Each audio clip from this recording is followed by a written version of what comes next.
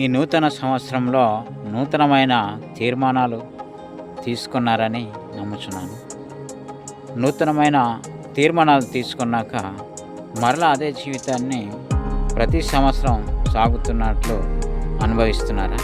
దీనికి కారణం ఏమిటని ఆలోచిస్తున్నారా?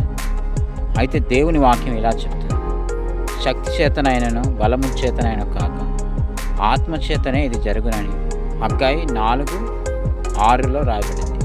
కాబట్టి ఇది మన వల్ల కాదు కానీ దేవుని కృప వలనే జరుగుతుంది. నూతన సంవత్సరంలో మనం తీసుకున్న నిర్ణయాలు, తీర్మానాలు కొనసాగాలంటే మన వల్ల కాదు కానీ దేవుని ఆత్మ వలనే జరుగుతుంది.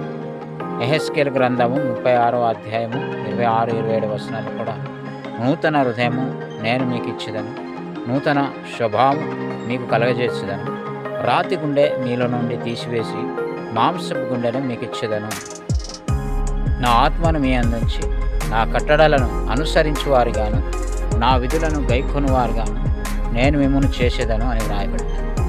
కాబట్టి నూతన సంవత్సరంలో మనం తీసుకున్న తీర్మానాలు స్థిరపరచబడాలంటే మన వల్ల కాదు, కేవలం దేవుని పరిశుద్ధాత్మ వలనే జరుగుతుంది.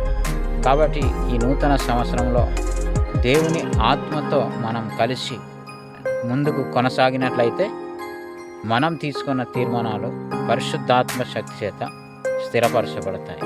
నూతనమైన జీవితాన్ని కలిగి జీవిస్తాం.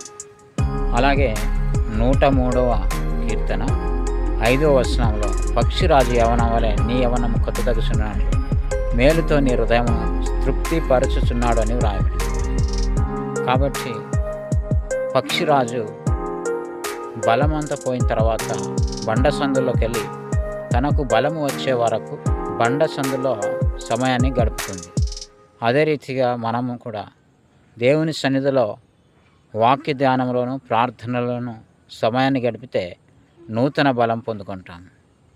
దేవుడు మన జీవితాలని ఈ నూతన సంవత్సరంలో నూతన బలం చేత బలపరిచి మనము తీసుకున్న తీర్మానాలను స్థిరపరచును గాక.